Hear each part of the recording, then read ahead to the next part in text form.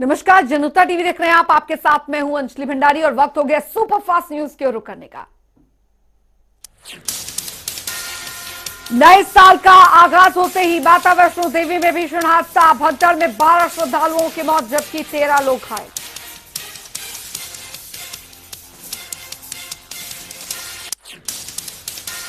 घटना के बाद से राहत बचाव जारी। सभी घायलों को इलाज के लिए अस्पताल में करवाया गया भर्ती।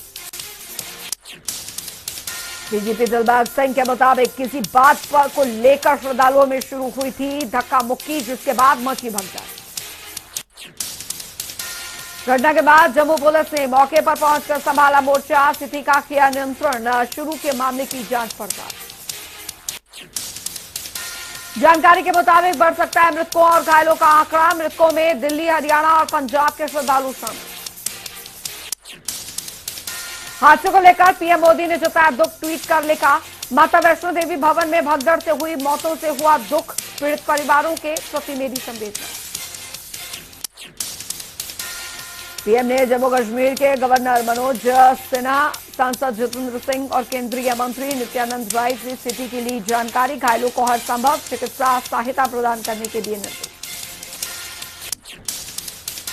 पीएम मोदी ने प्रधानमंत्री राहत कोष में से दरअसल घटना में मारे गए लोगों के आश्रितों को 2 लाख रुपए जबकि घायलों को 50,000 रुपए की राशि देने का किया ऐलान। केंद्रीय गृह मंत्री अमित शाह का अयोध्या दौरा। अमित शाह ने सबसे पहले हनुमानगढ़ी और रामलला के किए दर्शन। दर्शन के बाद गृह मंत्री ने राम मंदिर निर्माण समिति के साथ की बैठक। राम मंदिर के निर्माण कार्य की ली जानकारी। साथ ही आपको बता दें कि बैठक के बाद गृह मंत्री ने जनसभा को किया संबोधित। कहा, इस भूमि में सालों तक श्री राम के जन्मस्थान के लिए हुआ संघर्ष, हर बार निर्माण और विध्वंस। अपने संबोधन में गृह मंत्री ने कहा, 75 साल पहले सरदार पटेल ने सोमनाथ मंदिर का किया था शिलान्यास। 75 साल बाद पीएम मोदी ने राम मंदिर का किया भूमि पूजन। 75 साल राम मंदिर का भूमि पूजन। संबोधन में अमित शाह ने विपक्ष पर लगाए आरोप। कहा, कांग्रेस और सपा ने राम मंदिर निर्माण का काम रोकने की बहुत कोशिश की। अयोध्या में राम मंदिर निर्माण का काम तेजी से जारी। राम जन्मभूमि तीर्थ क्षेत्र ट्रस्ट के मुताबिक दिसंबर 2023 तक मंदिर के पहले चरण का काम होगा पूरा। छापेमारी के बाद राजनीतिक का आरोप प्रत्यारोप का दौर शुरू। सीएम योगी ने रायबरेली में सपा पर साधा निशाना। कहा, 4-5 दिन पहले कुछ घटनाएं घटी, वो अचानक नहीं घटी। आज नोटों की गड्डियां निकल रही हैं, लोग देख रहे हैं सफाई। संबोधन में सीएम ने कहा कि दरअसल समाजवादी इत्र का नारा देने वाले प्रदेश में भ्रष्टाचार का फैल रही है बदबू। 2016 में जब नोटबंदी हुई थी तब समाजवादी पार्टी ने किया था विरोध। अब लोगों को समझ में आ रहा है कि क्यों किया जा रहा था विरोध, क्योंकि इनके घरों में निकल रही नोटों की गड्डियां। यूपी के गन्नौज में पीयूष जैन के ठिकानों से मिली 200 करोड़ की नकदी के बाद अब एक्शन में टैक्स एजेंसियां। समाजवादी पार्टी के एमएलसी पुष्पराज जैन और पम्मी जैन के घर पर मारा छापा। सपा के एमएलसी पुष्पराज जैन भी हैं। अब परफ्यूम कारोबारी अखिलेश की मौजूदगी में लॉन्च किया था समाजवादी इत्र प्रोडक्ट। पुष्पराज जैन के अलावा एक और इत्र कारोबारी मोहम्मद याकूब के ठिकानों पर भी आयकर विभाग की छापेमारी। सुबह तड़के ही मारा गया छापा। समाजवादी पार्टी के राष्ट्रीय अध्यक्ष अखिलेश यादव का कन्नौज दौरा। इत्र व्यापारियों के 20 परिसरों पर आयकर विभाग की छापेमारी के बाद सपा प्रमुख ने की प्रेस कॉन्फ्रेंस। मौके पर अखिलेश ने सरकार पर साधा निशाना। कहा, जब बीजेपी नेताओं का यूपी में होता है कार्यक्रम तो आईटी टीम आती है साथ। बीते 2 हफ्ते से लगातार सपा से जुड़े लोगों पर हो रही छापेमारी। एजेंसियों को निर्देश देकर छापे डलवाने का लगाया आरोप। सपा एमएलसी पर रेड से भड़के अखिलेश यादव। कहा, कन्नौज को बदनाम करने की कोशिश कर रही है बीजेपी। तेजी से बढ़ रहे कोरोना के आंकड़ों में इससे देश में दरअसल शुरू हुई तीसरी लहर की आहट। राज्य सरकारों ने दी लोगों को सतर्क रहने की नसीहत। गोवा में भी पाबंदियों का ऐलान। नए साल का जश्न रहा फीका। क्लब और बार में 50% क्षमता के साथ जश्न मनाने के निर्देश। महाराष्ट्र कोविड टास्क फोर्स के सदस्य डॉक्टर शशांक जोशी ने माना, मुंबई में शुरू हो गई है कोरोना की तीसरी लहर, लोगों से सतर्क रहने की कही बात। मुंबई में नए साल के जश्न पर बनाई धारा 144 लागू। प्रदेश में 7 जनवरी तक नहीं होगी कोई भी पार्टी। भारत में तेजी से पैर पसार रहा कोरोना का नया वेरिएंट ओमाइक्रॉन। देश में संक्रमित मरीजों का आंकड़ा 1270 के पार। देश के 22 राज्यों में फैला ओमाइक्रॉन सबसे ज्यादा। महाराष्ट्र, दिल्ली, गुजरात, केरला से सामने आ रहे मामले। भय के साए में जी रहे लोग। महाराष्ट्र में भी ओमाइक्रॉन वेरिएंट का सतत। संक्रमितों की संख्या 450 के पार। अलर्ट मोड पर सरकार। राजधानी दिल्ली में भी डरा रहा ओमाइक्रॉन वेरिएंट। 320 से ज्यादा लोग ओमाइक्रॉन से संक्रमित। राजस्थान में ओमाइक्रॉन संक्रमण का भयानक रूप। राजस्थान में ओमाइक्रॉन संक्रमित की मौत एक दिन पहले ही आई थी। कोरोना नेगेटिव होने की रिपोर्ट। 70 के पार पहुंचा मरीजों का आंकड़ा। केरल में ओमाइक्रॉन के 109 केस, तो वहीं गुजरात में 90 से ज्यादा केस आए सामने। कई राज्यों में नई पाबंदियां भी। हरियाणा में भी ओमाइक्रॉन पकड़ रहा रफ्तार। कुल मरीजों की संख्या 37। सरकार की बड़ी टेंशन।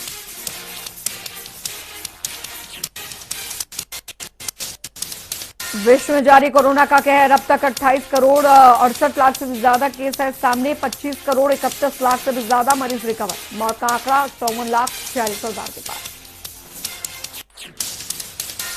भारत में कोरोना की तीसरी लहर ने दी दस्तक। 24 घंटे में 16,764 नए केस आए सामने, तो वहीं करीब 7,000 से भी ज्यादा मरीज हुए थी। एक दिन में 220 लोगों ने तोड़ा दम। एक्टिव केसों की संख्या पहुंची 31,000 के पास।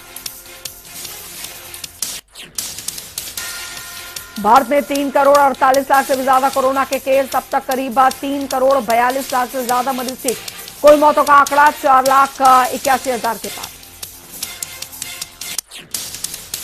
दिल्ली में कोरोना के 1,313 नए मामले आए सामने। कुल मामले 14,46,000 के पार। एक्टिव केसों की संख्या 3,000 से ज्यादा। मौत का आंकड़ा 25,000 के पार। महाराष्ट्र में कोरोना के 5,368 नए मामले। कुल संक्रमितों की संख्या 66,70,000 के पार। 21,000 से भी ज्यादा केस अभी भी एक्टिव। मौत का आंकड़ा 1,41,000 के पार। पश्चिम बंगाल में आए कोरोना के 2,128 नए केस। कुल मामले 16,35,000 के पार। 16 लाख से ज्यादा मरीज ठीक। मौत का आंकड़ा 19,000 के पार। उत्तर प्रदेश में कोरोना के 193 नए मामले। कुल संक्रमण का आंकड़ा 17 लाख के पार। एक्टिव केसों की संख्या 660 से भी ज्यादा, तो वहीं मौत का आंकड़ा 22,000 के पार। बिहार में 24 घंटे के भीतर कोरोना के 132 नए केस। कुल मामले 7,26,000 के पार। 300 से ज्यादा केस अभी भी एक्टिव। मौत का आंकड़ा 12,000 के पार। हरियाणा में 300 नए कोरोना केसेस। कुल आंकड़ा 7,73,000 के पार। अब तक 7,62,000 से भी ज्यादा मरीज रिकवर। 1,070 केस अभी भी एक्टिव। मौत का आंकड़ा 10,000 के पार। हिमाचल में पिछले 24 घंटे में 65 नए मामले दर्ज। कुल संक्रमितों की संख्या 2,28,000 के पार। 400 से ज्यादा केस अभी भी एक्टिव। मौत का आंकड़ा 3,800 के पार।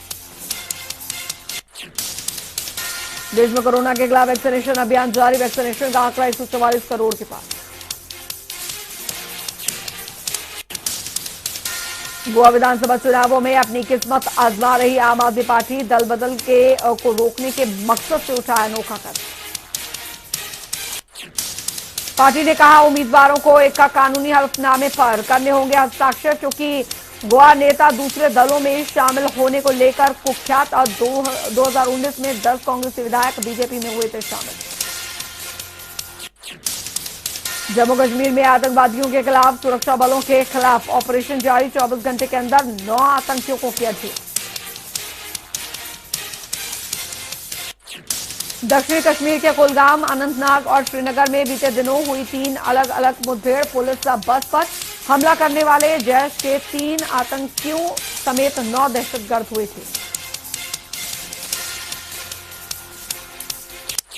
आतंकवादियों के पास से भारी मात्रा में हथियार बरामद। आतंकवादियों के सफाई करने के लिए सेना की तरफ से लगातार चलाया जा रहा ऑपरेशन।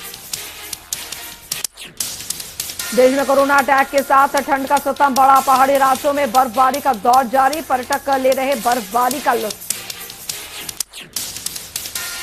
भारत में कहीं ओस की बूंदें बनी बर्फ तो कहीं माइनस में पहुंचा पारा। शीतलहर की चपेट में समूचा उत्तर भारत।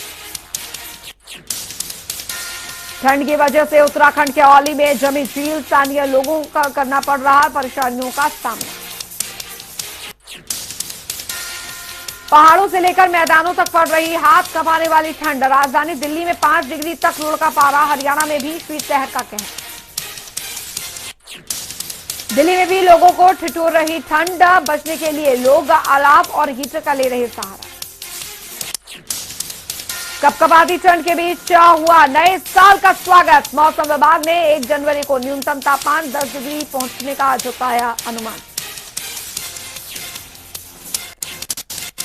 हरियाणा में पात्रता परीक्षा नियमों में संशोधन। अब सामाजिक आर्थिक आधार पर मिलेंगे 5 अंक। पहले दोनों श्रेणियों के अभ्यर्थियों को मिलते थे 10 अंक। अब 95 अंकों की होगी लिखित परीक्षा। उधर फतेहाबाद के नागरिक अस्पताल का स्वास्थ्य मंत्री अनिल विज ने किया औचक निरीक्षण। निरीक्षण के दौरान अस्पताल में पाई विभिन्न प्रकार की कमियां। मंत्री पद का कार्यभार संभालने के बाद एक्शन मोड में दिखे कमल गुप्ता। कैबिनेट मंत्री कमल गुप्ता ने पंचकुला में नगर निगम कार्यालय का किया औचक निरीक्षण। निरीक्षण के दौरान कार्यालय से गैर हाजिर मिले कई अधिकारी और कर्मचारी। मंत्री कमल गुप्ता ने अधिकारियों को लगाई फटकार। मौके पर कैबिनेट मंत्री कमल गुप्ता ने दी निरीक्षण की जानकारी। कहा कार्यालय से करीब 80% लोग गैर हाजिर मिले। मामले में जिम्मेदार अधिकारियों को किया गया तलब। मंत्री ने नगर निगम कमिश्नर को जारी किया आदेश। कम से कम महीने में 8 औचक निरीक्षण करने को कहा। भिवानी में कांग्रेस नेता संदीप सिंह की माता के निधन पर शोक व्यक्त करने पहुंचे पूर्व मुख्यमंत्री भूपेंद्र सिंह हुड्डा। मौके पर सरकार पर साधा निशाना। उधर पूर्व सीएम ने निशाना साधते हुए कहा हरियाणा में बेरोजगार नंबर 1 पर पहुंची और उनकी सरकार के समय में प्रति व्यक्ति आय में नंबर 1 था हरियाणा। गुरुग्राम में खतरनाक हो रहा ओमाइक्रोन का आंकड़ा। साइबर सिटी में 16 ओमाइक्रोन के मरीजों ने दी दस्तक। 15 संक्रमित मरीजों को किया जा चुका है डिस्चार्ज। हरियाणा में ओमाइक्रोन के बढ़ते खतरे को लेकर प्रशासन सतर्क। चरखी दादरी में स्वास्थ्य विभाग द्वारा चलाया जा रहा जागरूकता अभियान। अभियान में लोगों को वायरस से बचाव की दी जानकारी। देश में 1 जनवरी से बच्चों के वैक्सीनेशन का रजिस्ट्रेशन शुरू। 3 जनवरी से किया जाएगा टीकाकरण। बच्चों के टीकाकरण को लेकर हरियाणा में तैयारियां पूरी। स्मालका में डीसी सुशील सारवान ने अस्पताल का किया निरीक्षण।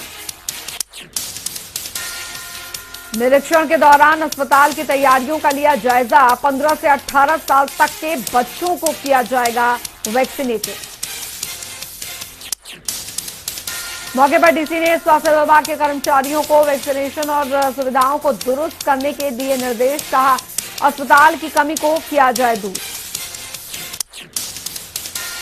उधर भिवानी में 8वीं की बोर्ड परीक्षा लेने की तैयारियां शुरू। सब कुछ ठीक रहा तो फिर मार्च में होगा परीक्षा का आयोजन।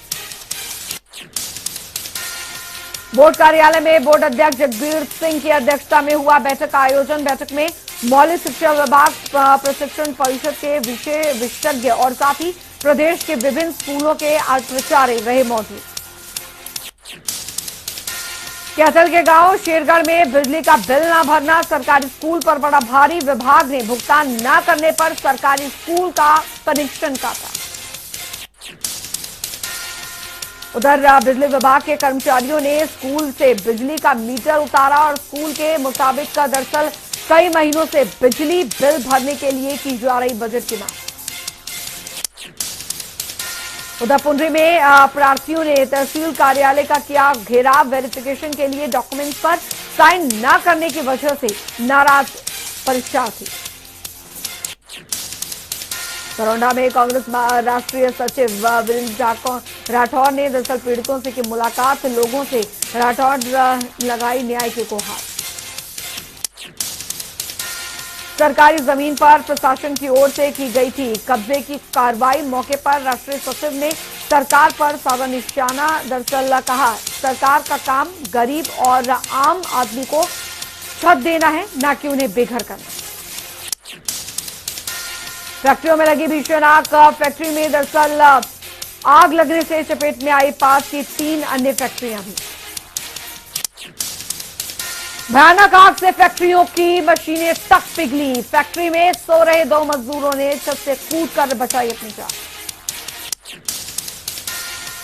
कई जगहों में दमकल गाड़ियां आग बुझाने के लिए पहुंची। करीब 6 घंटे की कड़ी मशक्कत के बाद आग पर पाया जा सका काबू। अभी तक आग लगने के पीछे की वजह नहीं हुई साफ। स्थानीय पुलिस मामले की जांच में जुटी। करनाल में अनाज मंडी के पास चोरों ने एक साथ कई चोरी की वारदातों को दिया अंजाम। कृषि संबंधित दवाइयों की 2 दुकानों पर किया हादसा। करनाल में दुकानों के बाद अब चोरों ने बैंक की भी बनाया अपना निशाना। दीवार तोड़ने के दौरान आई आवाज से इकट्ठा हुए लोग मौके पर जमा भीड़ को देख फरार हुए चोर।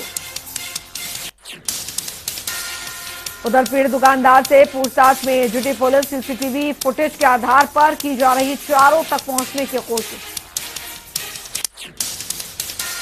उधर गुरुग्राम के महिला पर 7 पुरुषों द्वारा बलात्कार और यौन उत्पीड़न मामले में आरोपी महिला गिरफ्तार। दरअसल हरियाणा राज्य महिला आयोग के निर्देशानुसार गठित एसआईटी ने की गिरफ्तारी। अंबाला में पंजाब एंड सिंध बैंक का एटीएम तोड़ने का असफल प्रयास। चोरों द्वारा भरसक कोशिश के बाद ताला नहीं टूटने से बचा एटीएम कैश। सूचना मिलने पर पहुंचे एसएचओ। आपको बता दें कि मामले की जांच में जुटी पुलिस बैंक अधिकारियों को गार्ड उपलब्ध करवाने की कही बात।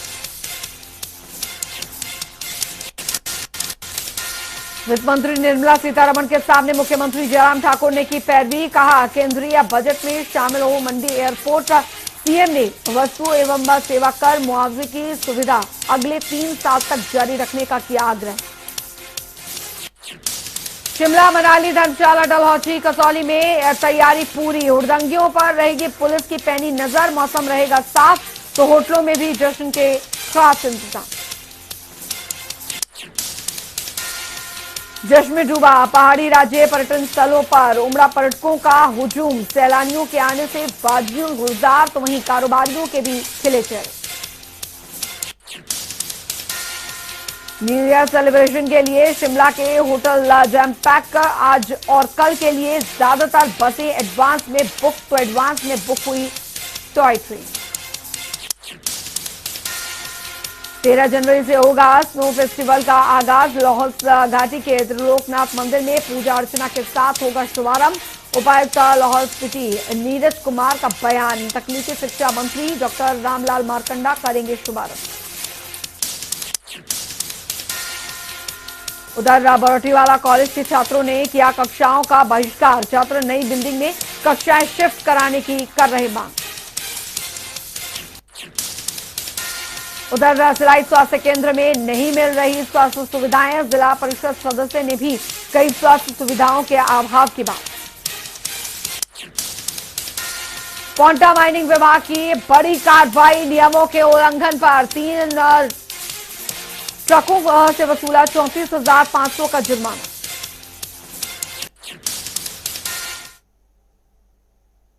चलिए, वक्त तो चला एक छोटे से ब्रेक का, लेकिन जनता टीवी पर खबरों का सिलसिला लगातार जारी है।